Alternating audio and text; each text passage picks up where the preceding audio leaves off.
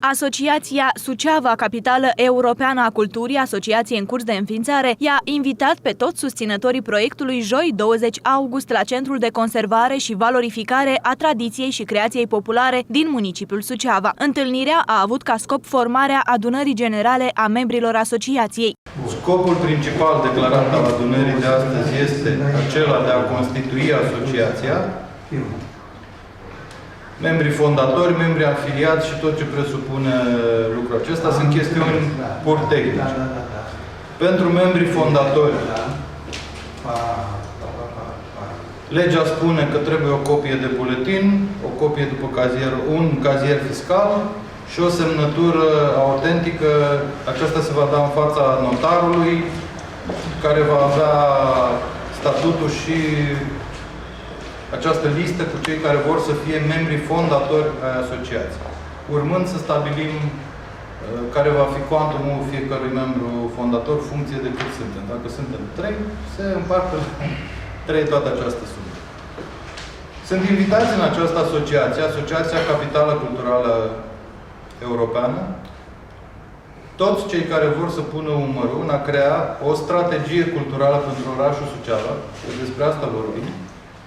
Această strategie făcând până la urmă baza unui proiect care se cheamă, repet, Suceava, Capitală Culturală Europeană, în anul 2021, în principal, dar nu este singurul an în care putem candida pentru un titlu de capitală europeană. Fie ea de tineret, fie culturală peste încă 8 ani.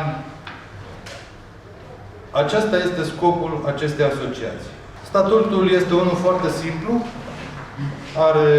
Asociația va avea un președinte, un vicepreședinte, un secretar, plus compartimentul jurist-cenzor. Și ca totul să funcționeze foarte bine și foarte transparent, am propus un aparat executiv care va avea 7 membri. Fiecare va funcționa ca o comisie, dacă vreți, sau ca un departament în oricare business.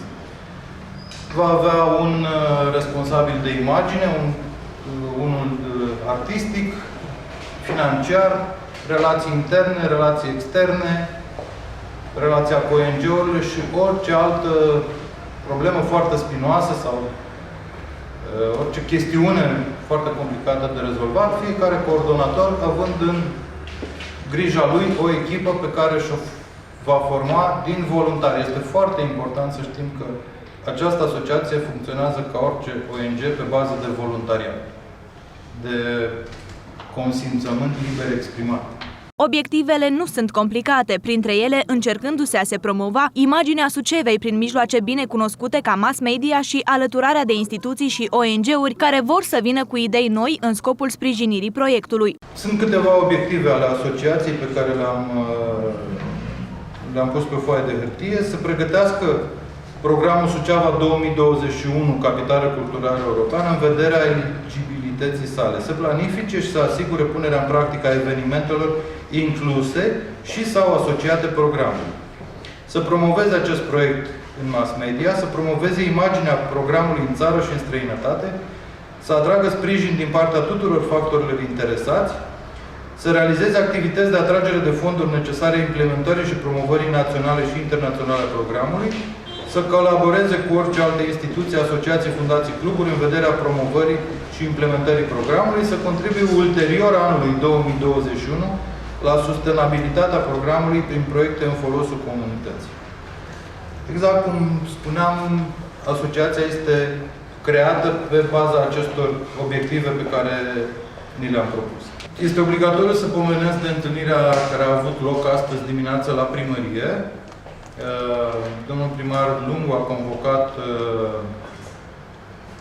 grupul de lucru care s-a înființat în urmă cu 3 săptămâni. Grup de lucru care era inițial compus din 8 persoane, a mai rămas 4 în urma vijeliei. Avem tot sprijinul Primăriei Suceava în a continua demersurile pentru a aplica la titlul de Capitală Culturală Europeană, sprijinul însemnând și plata unei echipe de consultanță care este specializată pe scrierea de proiecte europene, să nu uităm nicio clipă că acest demers este unul european, nu unul sucevean. Sau cu atât mai mult este unul sucevean, cu cât Suceava este parte din Europa. Mihai Pânzaru Pim a subliniat că se lucrează la o strategie nouă care va îngloba toate evenimentele culturale deja existente pe durata a cel puțin 10 ani. Până una alta trebuie să vină absolut oricine.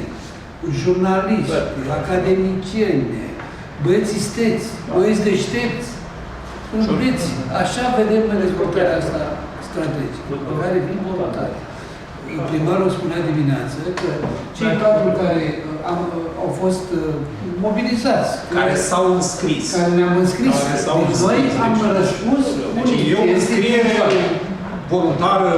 Primul a fost părintele, al doilea eu, al treilea Gabi și al patrulea Bobby. Al patrulea. Deci cei patru evangheliști erau 3, Luca și Matei. Și vreau să vă spun că asta este ideea. Odată partea juridică e vacanță, judecătorească, putem să ne dăm cu fundul de pământ. Nu se poate. Este exact un tarot spânzurat. Cine știe viața de tarot, spânzurat. Ești deștept, nu te poți mișca. Și strategia, inclusiv faptul că una dintre formulele pe care noi le bazăm este această dezvoltare media. Trei studiouri mari și care sunt pe piață, mai sunt din astea online, deci există o forță importantă, nu că nu mai chifată, dar importantă. Consilierul local Cornel Grosaru a fost și el prezent la întâlnire și a explicat importanța înființării acestei asociații. Este vorba de un proiect. Nu este vorba doar de emulație, de revoluție culturală la Suceava. Se dorește cu siguranță o revoluție culturală. Și ăsta este un pretext perfect pentru o nouă revoluție culturală la Suceava. Zice bine, mai este timp. Da, acum un grupul de 4 funcționează bine mersi. Ne aflăm într-o etapă tehnică, ca să spunem așa. Este vorba de un proiect. Nu toată lumea se pricepe la proiecte. Nu toată lumea știe să scrie proiecte, nu toată lumea știe să le îmbrace. Există rolul oamenilor de cultură la un moment dat acolo în proiect. Când cine scrie proiectul spune, dom'le, ce veți avea, ce activități, cum îmbrăcați chestiile astea, am nevoie de asta și de asta. Acolo va veni rolul bunea sau alta dintre cei care vor să se implice în acest proiect. Deocamdată... Există o firmă de consultanță? Nu, păi până ca să existe o firmă de consultanță trebuie să existe o entitate care face contract cu firma de consultanță. De-aia trebuie această asociație. Asociație în care intră toată lumea, cine dorește, dacă ne uităm la cazuri similare, nu contează că au pornit mai devreme sau mai târziu, eu nu cred în așa ceva, că eu cred că noi avem niște aturi mai mari decât foarte mulți alții din țară. Exact. Deci faza că noi avem aici, suntem la granița Uniunii Europene cu 2 state care vor să intre în Uniunea Europeană. Asta înseamnă că se dorește într-un moment de criză al Uniunii Europene, nu o spun eu, se vede, așa, 2 țări vor să intre și atunci trebuie atrasă. Pe de altă parte sunt 2 conflicte. Unul care există și unul inerent acolo la undeva foarte aproape de noi. Și atunci putem veni cu acest limbaj universal al culturii și să spunem, dom'le, pacea aici începe un mesaj de pace european către cele 2. Și putem, hai să ne vedem cu toții. Discuțiile aprinse au început atunci când profesorul și jurnalistul Roman Istrate a citit un fragment din ziar ce făcea referire la decizia luată de primărie vis-a-vis de proiectul Suceava Capitală Culturală Europeană, subliniind că momentan primăria nu are în Consiliul Local o secție de cultură și că primarul Ion Lungu nu are competența necesară pentru a da sfaturi cu privire la acest subiect. 31 iulie, într-o ședință extraordinară, să aprobe, a reușit să aprobe, începerea demersurilor în vederea înscrierii municipiului în competiția capitală, Suceava Capitală Europeană.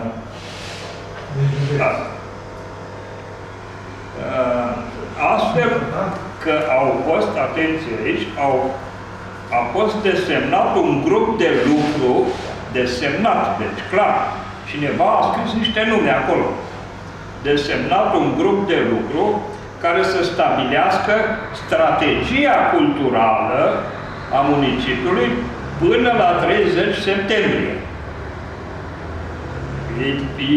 Cum să spun, e litofazul asta. stabilești la 31 iulie până la 30 strategia culturală a municipiului. Urmând ca apoi aceasta să fie adoptată de Consiliul Local. Deci Consiliul Local a propus ca să desemneze care să facă și să treacă. Bun. În continuare se confiște ideea de Suceava, capitală culturală europeană. Și chiar și titlul, primarul se va implica serios în depunerea candidatului. Dar ce a făcut până acum, prin 13 ani? Ce a făcut primarul? Cât de serios? Că nici n-a avut, primarul Ion Lungu nici măcar nu a avut un departament de cultură în cadrul primăriei și odată se implică serios. Și a propus să facă o asociație, nu? Sau dumneavoastră v-ați spus? Nu, așa e de mers. Jos pălăria pentru asociație. Nu vine primarul Lungu să ne explice că el se implică serios în această... Pentru că nu s-a implicat niciodată. Și mai e și gluma asta alături. De la 1 ianuarie 2016, în Suceava va funcționa un teatru Matei Vișnec. Păi eu am fost coleg cu Matei Vișnec. Nu știu dacă e de acolo. Probabil că o să fie de acolo, că oamenii de geniu sunt toleranți. Dar primarul Ion Lungu este ultimul care ar fi trebuit să vină să propună așa ceva. Pentru că el nu are nicio treabă cu cultura. El, dacă vrea să înființeze un teatru, probabil că ar trebui să pună numele Oscar Wilde, sau fost dramaturg irlandez. Dar numai că au greșit, eu luat-o picior și înainte. Deci să fie foarte clar stabilit. Nu vine Ion Lungu să ne propună nouă strategii culturale pentru Suceava. Pentru că este inadmisibil așa ceva rușinos. Este rușinos. Și încă mai spune, zice, am venit din concediu și m-am trezit că trebuie să facem strategie. Domnul profesor, vă respect prea mult. El stă în concediu totdeauna când se taie apa caldă în Suceava. Chiar dacă la început asociația a avut 8 membri, în momentul de față au rămas doar 4, însă doar cei mai buni rămân până la final. Asociația Suceava, capitală culturală europeană, va intra în legalitate în data de 15 septembrie, când judecătoria va ieși din vacanță.